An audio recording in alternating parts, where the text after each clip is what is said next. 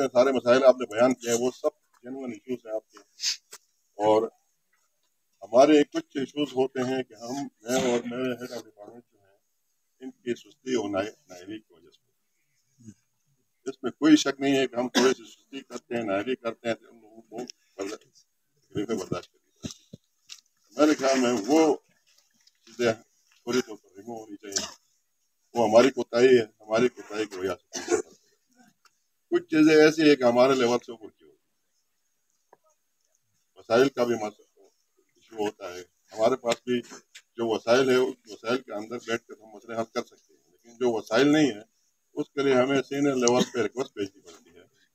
तो आगे से जो रिस्पांस आता है उसी के हिसाब से हम चलते हैं। यहाँ पे आपके जो नुमाइंदे हैं बहुत ज़बरदस्त नुमाइंदे हैं, हर चीज़ को मतलब हमारे नोटिस में लाते हैं।